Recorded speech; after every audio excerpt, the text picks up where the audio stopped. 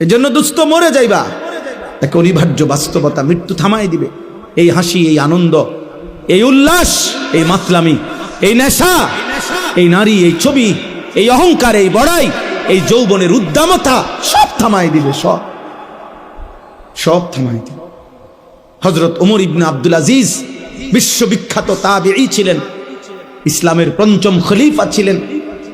তিনি মাঝে মাঝে কবরস্থানে, নিজ পারিবারিক কবরস্থানে দাঁড়িয়ে, আমরা কিতাবে পড়ছি, কবরস্থানে দাঁড়াইয়া উনি কবরকে ডাক দিতেন আর বলতেন, হে কবর, মাজা ফাআলতা বিল আহিব্বা, হে কবর, আমার আত্মীয় স্বজনের সাথে, আমার প্রিয়জনদের সাথে তুমি কি করেছ?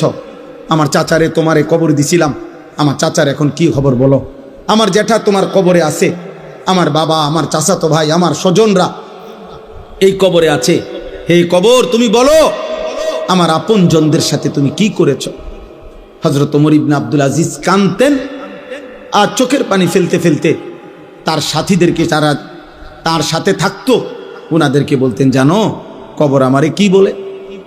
তো বলতো, কবর আমাকে বলে, ওমর ইবনে আব্দুল আজিজ, তোর আপনজনের প্রত্যেকের চোখ, নাক, কান, হাত, পাও, শরীরের প্রতিটা অঙ্গ খুলে খুলে আমি মাটির সাথে মিশাই দিছি। 3 বছর আগে রেখে যাওয়া তোর চাচারে কবর থেকে খুলে দেখ, নাই, আমি সমান করে ফেলছি।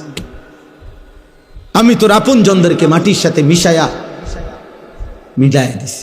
আমার মাটি আমি আমার সাথে মিশাই নিছি। মাটি থেকে তৈরি না আমরা, কথা বলে না কেন? তো মাটি যেন বলে, আমার মাটি আমার সাথে আমি কি করে নিছি?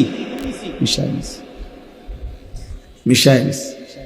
এই জন্য দোস্ত, এক অনিবার্য সত্য, চূড়ান্ত বাস্তবতা, এক চিরন্তন সত্য, তুমি মরে যাবে, আমিও মরে যাব, বাবারাও মরে যাবেন, মায়েরাও মরে যাবেন, পর্দার আড়ালের বোন আপনিও মরে যাবেন।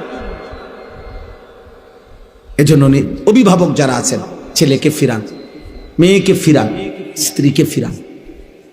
একজন বাবা মায়ের প্রধান পরিচয়, যদি সে মুসলিম হয়, মুসলিম অভিভাবকের প্রথম পরিচয়, তিনি তার অধীনস্থদেরকে ঈমান আমলের উপরে, আখিরাতের উপরে রাখার সর্বোচ্চ চেষ্টা করবেন। এটা হলো মূল বিষয়। আপনি বলেন যে, আপনি হুজুর, আমি বলছি অনেকবার নামাজ পড়ে না, তাহলে আপনি যে আজকে এতবার বলার পরে যে ছেলে আল্লাহকে সেজদা দেয় না, আপনি তার জন্য সুদে টাকা নিয়ে বিদেশ পাঠান কেন? আপনি এমন নাফরমানের জন্য কিস্তি নিলেন কেন?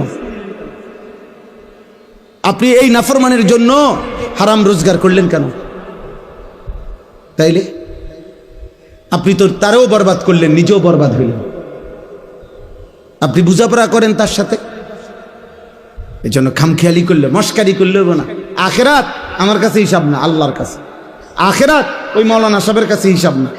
আখেরাত ইমাম সাহেবের কাছে, হুজুর কোন তো বুঝি তো, আমরা লেগেই তো কন করলে তো বালাই, আসলে তো মানলে ভালো আছে, আলাপ করে হেবাটা জিমা কাকা, এসব জিমানি হাসরের ময়দানে যখন টাঙ্গাইয়া ফিটবো, আপনি জিমানি যাইব না, আপনার এসব কুয়ানি কিচ্ছু থাকবে না।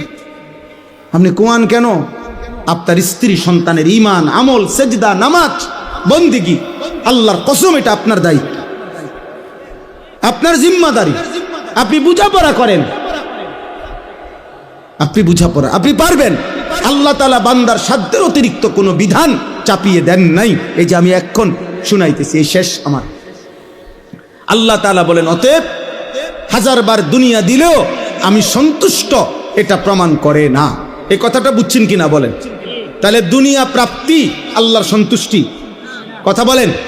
দুনিয়া পেলে আল্লাহ সন্তুষ্ট বুঝায় না। তাহলে আল্লাহ সন্তুষ্ট কিসে? আল্লাহ বলেন, আমি বলছি শুনেন, ইন্নাল্লাযীনা হুম মিন খাশিয়াতি রাব্বিহিম মুশফিকুন। 1 নাম্বার, হৃদয়ে যার আল্লাহর ভয়ে কাঁপতে থাকে, হৃদয়ে যার আল্লাহর ভয়ে কাঁপে, আল্লাহ বলেন আমি তার প্রতি সন্তুষ্ট। তাহলে 1 নাম্বার, হৃদয়ে যার কার ভয়? আল্লাহ। আল্লাহ, আমার আল্লাহর সামনে আমাকে যাইতে হবে।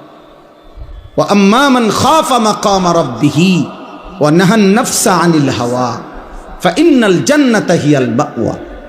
আল্লাহ বলেন, আল্লাহর সামনে দাঁড়াইতে হবে।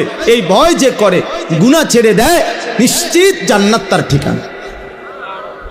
আল্লাহ কোরআনে বলেন ওয়ালিমান খাফা মাকামা রাব্বিহি জান্নাতান, যে আমি আল্লাহকে ভয় করে, আমার ভয় যার কলিজায় থাকে, আমি আল্লাহ ওয়াদা দিলাম তারে আমি 2টা জান্নাত দেব।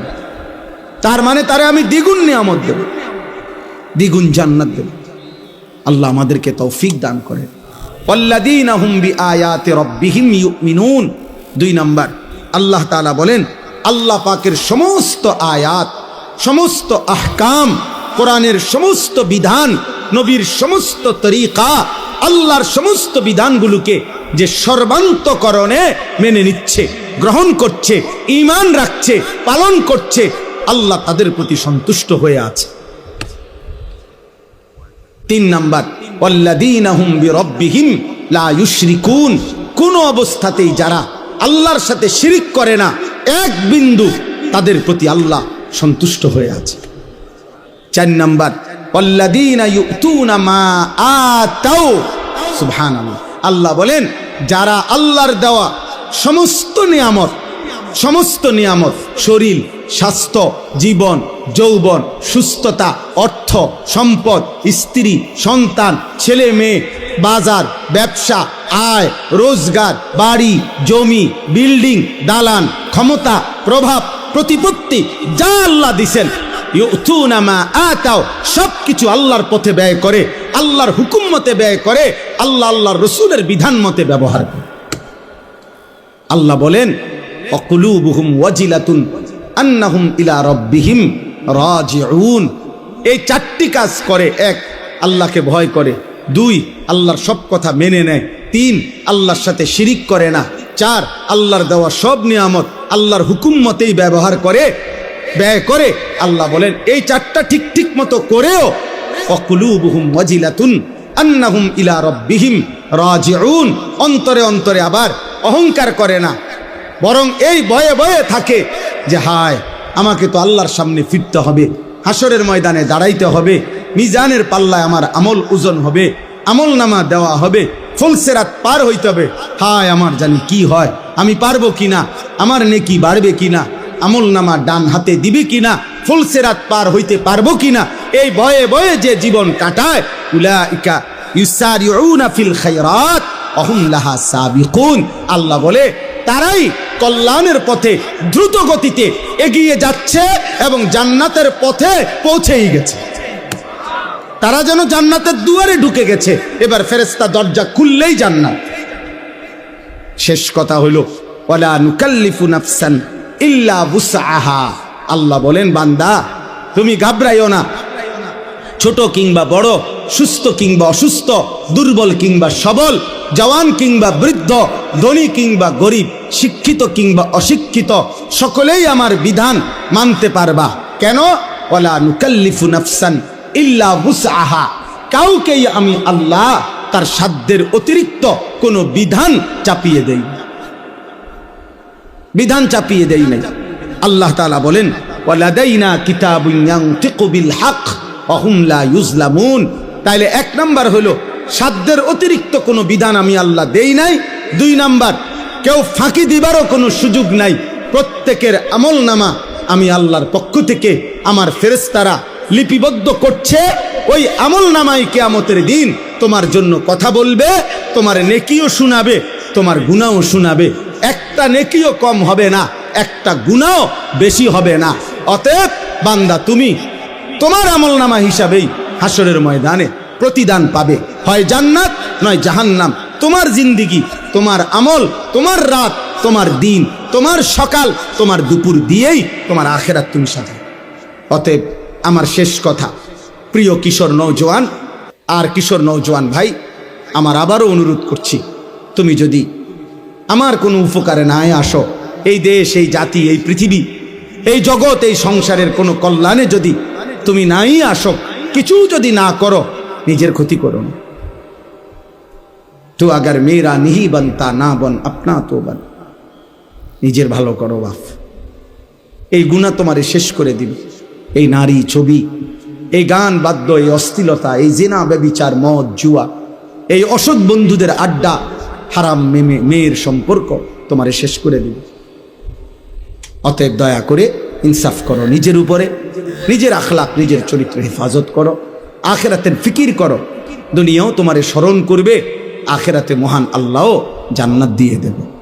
কোরআনুল কারীমের মধ্যে আছে, শয়তানকে আল্লাহ যেদিন বিতাড়িত করে দিছে, ইবলিসকে সেজদা না দেওয়ার কারণে, সে বলছিল, আল্লাহ লা ইন আখারতানি ইলা ইয়াউমিল কিয়ামা, আপনার কসম, আপনি যদি আমারে কিয়ামত পর্যন্ত হায়াত দেন, লা আহতানি কান্না যুররিয়াতাহু ইল্লা কালিলা, অল্প কিছু লোক বাদে আমি আদমের অধিকাংশ সন্তানকেই জাহান্নামী বানিয়ে দেব,